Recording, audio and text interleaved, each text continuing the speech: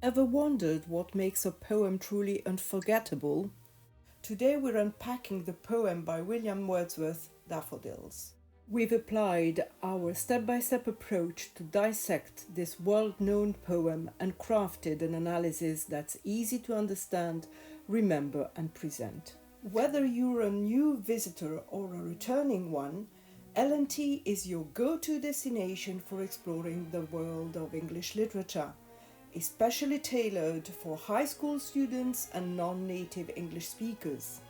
Be sure to watch the video until the end, there's a bonus for you. At the bottom of this page you'll find a link to practice reading the poem aloud, narrated by the talented Jeremy Irons. I recommend immersing yourself in the poem by reading it multiple times before diving into our analysis. Ready to explore Daffodils in detail? We'll follow a 6-step path to analyze this poem. We'll explore the layout, the rhyme scheme, the division into sections, the settings, the figures of speech, and the themes. Here we are with the analysis. By the way, Daffodils isn't the only title for this poem. You might find it under I Wandered Lonely as a Cloud as well. Have you noticed the consistent structure of the poem? It's divided into 4 stanzas, each containing 6 lines, making it a poem with 4 stanzas of 6 lines each. The lines too follow a pattern that is consistent. It's called an iambic tetrameter. Curious about what that means? It's a type of line in which each foot, a pair of syllables, has one unstressed syllable followed by a stressed one, creating a specific beat. Now let's look at the rhyme scheme. It's also consistent and rhythmic. Lines 1 and 3 have rhyming words like cloud and crowd. Lines 2 and 4 have rhyming pairs like hills and daffodils. And lines 5 and 6 share a rhyme like trees and breeze. This rhyme pattern repeats in each stanza, giving us a structure of A, B, A, B, C, C. Let's break down the poem into 4 main sections. The first part is from line 1 to line 2. What happens here?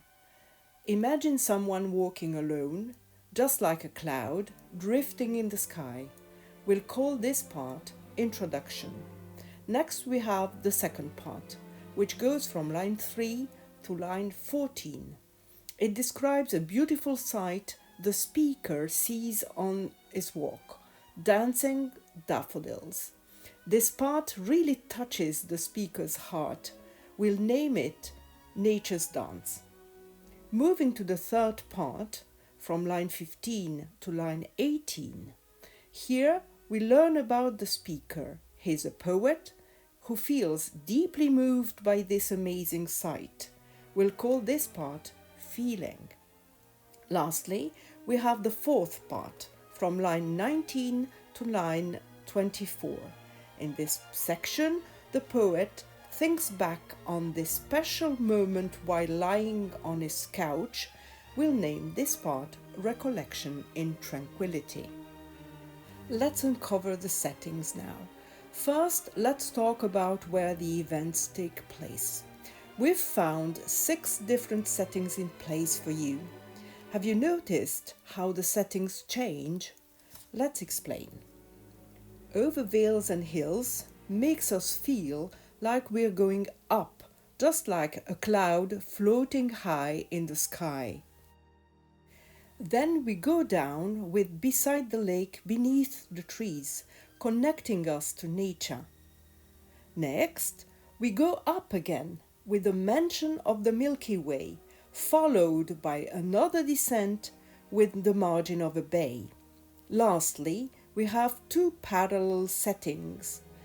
Besides them, matching the flowers, and on my couch I lie, where the poet relaxes, creating a horizontal line. Pretty interesting, right? Now let's talk about when these events happen. Two phrases give us clues. For oft suggests the poem often thinks about past experiences while lying on his couch.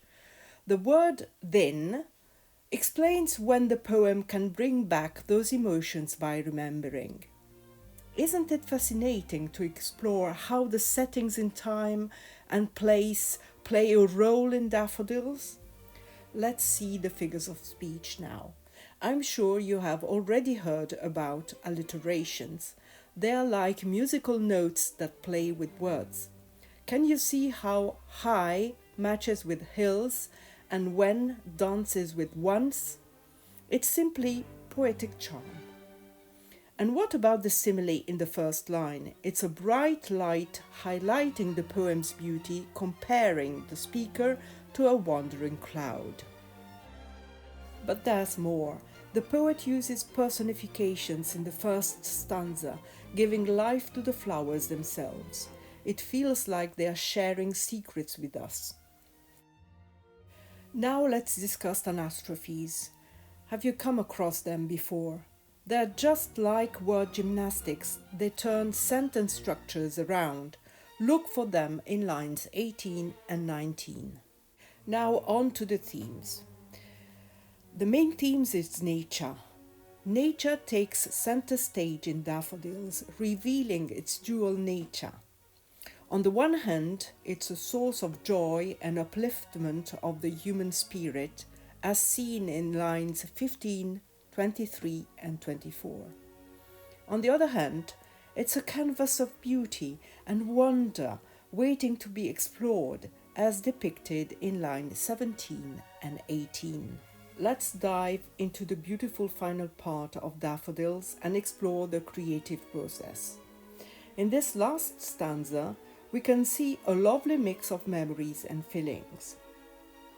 The poet guides us through the process of recollection in tranquility, reliving the emotions he experienced during his walk in the woods. Those very feelings overflow spontaneously within him as he relaxes on his couch, fueling the creation of poetry.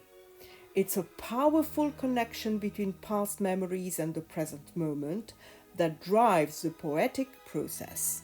If we go on analyzing this poem from a grammatical point of view, we discover it's composed of 3 full sentences. Can you spot them? Yes, the first stanza corresponds to the first sentence, the second stanza is the second sentence, and stanza 3 and 4 correspond to one more sentence. The analysis of the tenses used is even more illuminating. In the first, the second and third stanza, the use of the simple past tense is prevalent. In the last stanza, the simple present tense is used prevalently. Can you imagine why?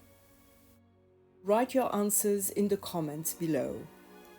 If you've enjoyed this analysis as much as we have, please hit the like button below. Thanks for joining us on this poetic trip. Until next time, keep exploring, keep reading, and keep loving the magic of words.